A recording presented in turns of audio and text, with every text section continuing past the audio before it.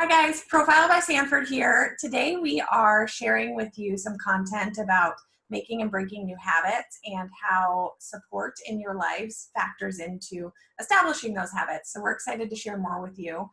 For those of you who don't know me, my name is Ashton DeMoss. I am the store manager at the Profile by Sanford in Cedar Falls. And I'm Alyssa Williams, and I'm a coach at Profile. So I'm going to go ahead and share my screen with you guys and we will get started. Okay, so like I said, we're going to be talking about making and breaking habits today and how to go about doing that.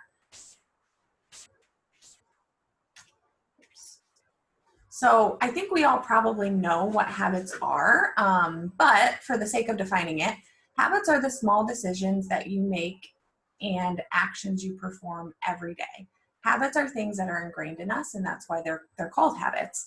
Habits account for 40% of our behaviors on any given day, which is an interesting statistic to think about. So much of what we do is habitual.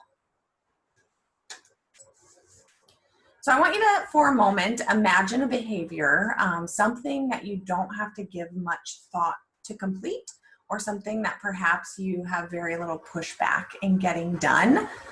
So what comes to mind when you think about some habits that you do on a daily basis? I'll let you guys think about that for a minute.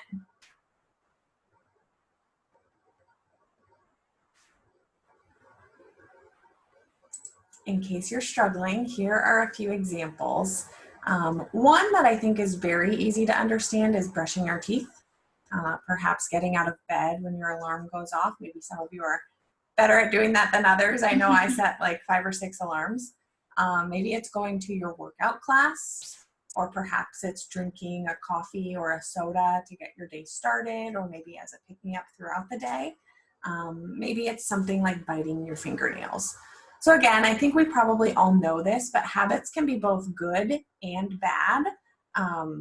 But regardless, there's kind of a certain process that happens when establishing those habits. So we're going to talk a little bit more about what that process looks like as well. So how did you form that habit? When you first started whatever habit you thought of that came to mind, what did that process look like? What sort of timeline did it take for you to make this a consistent habit? Some of these things you might remember and some of them you might not remember. You know, I think for brushing our teeth, for example, most of us probably started that when we were so young that it's just been something we've always done. Perhaps we don't remember what that process looked like. But if it's a more recent habit that we've started, maybe like going to a fitness class or, doing something different, perhaps we do remember more about what that process looks like. So what we have is a habit loop, is what we like to call it. And so there's 3 parts to it when either essentially breaking down a habit or building one. And so brushing your teeth, for example, obviously, maybe you don't remember the process completely, but there was some sort of trigger or cue that first kind of initiated that habit being built. And so most likely that was probably your parents telling you that you needed to do it. And so every night, every morning, they were saying, hey, it's time to brush your teeth. And so them reiterating that day after day enforce that behavior or routine. And so once you do that behavior routine, you do see some sort of reward of the habit. And so like again, for brushing your teeth, clean teeth, dental hygiene, feeling better, not smelly breath, all those sorts of things. So good comes out of the trigger or cues in doing the behavior. And so, just reiterating, the behavior routine comes after the trigger or cue. So another example could be going to your workout class, if that's a new thing that you want to do or have started doing. So in order for you to get in a habit of that behavior, you probably maybe have to set an alarm or have a friend go with you or have some sort of reminder to get you out the door. And so the triggers start the process. It can be an environmental cue, a stressful situation, sight, smell.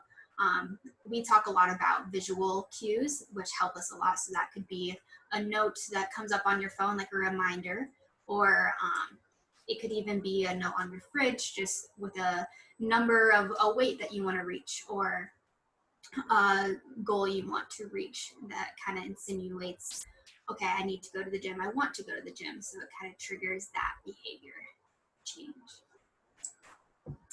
And then the reward is the result of the behavior that is in response to the trigger or cue. So workout class, you are being rewarded with being healthier, being physically fit, and being happier, lots of sorts of things that can come from whatever behavior you're trying to build.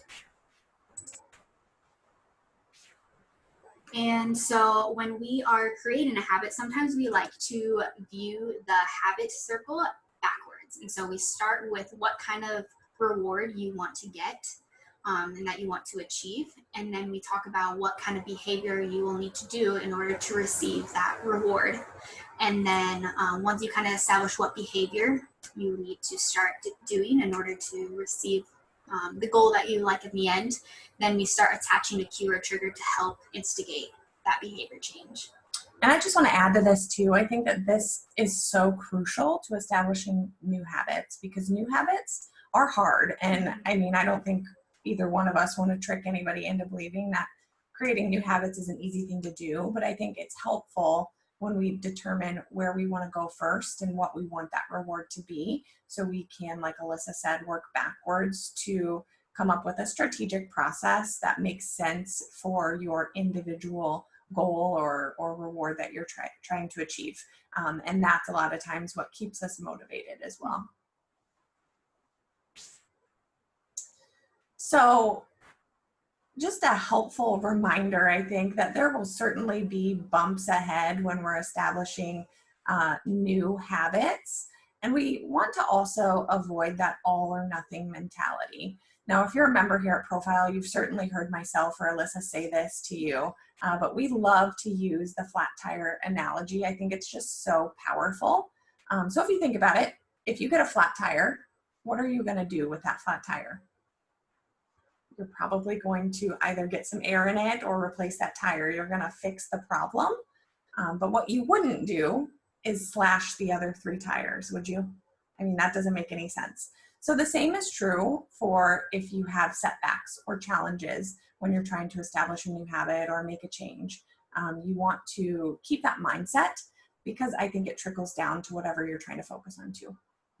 Alyssa alluded to this, but cues certainly matter. They make such a big difference in keeping whatever you're working on top of mind. What visual cues will help you kind of set yourself up for success? And then what are some negative cues that you might want to consider removing as well?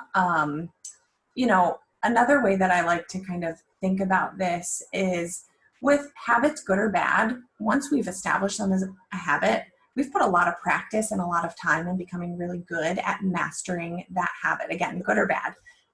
So we also should have that mindset when we're establishing new ones. We need to practice it, and we need to do it in a way that's going to be productive and helpful. So anytime we can keep those positive visual cues around, or keep those negative ones away. You know, maybe it's drinking water. Maybe that's as simple as having your water bottle near you.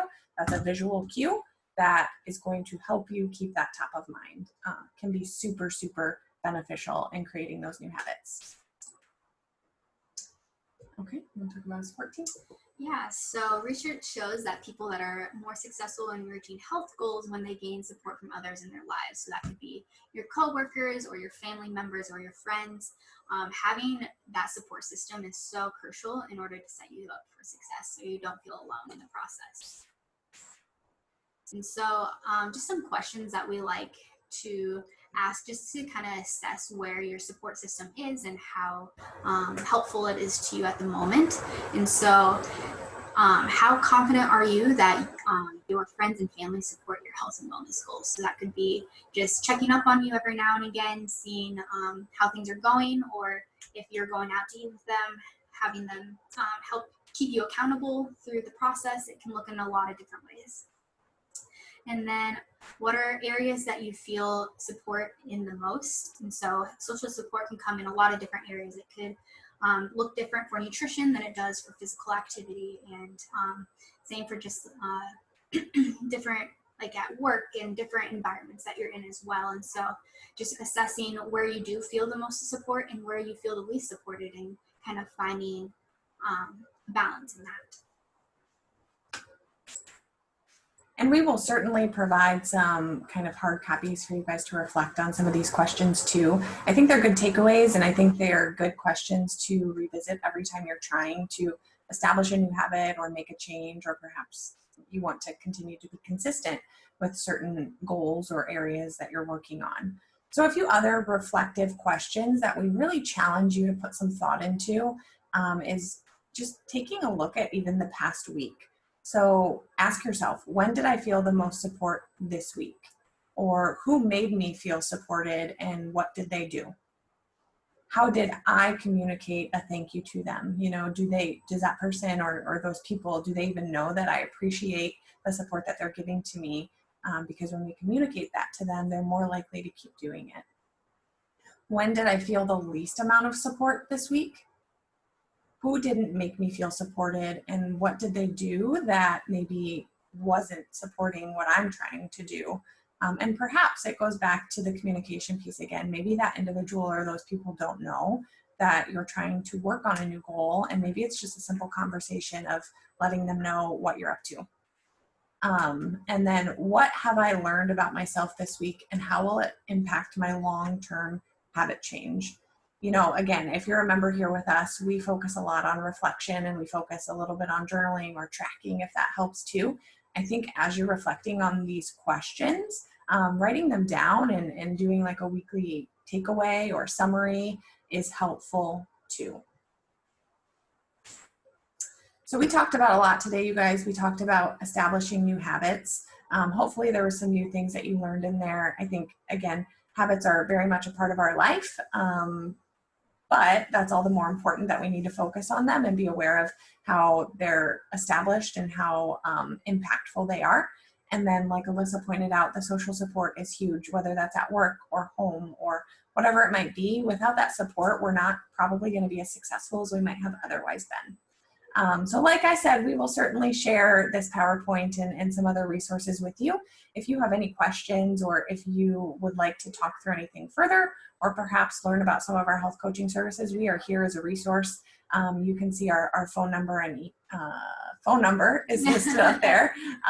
If you want to give us a call or shoot us an email, I know several people at Waverly Health Center have our contact information too. We're just here as a resource for you. So we are so appreciative for the opportunity to do this, and we hope you guys have a wonderful day. Yeah, thank you guys. Thank you so much.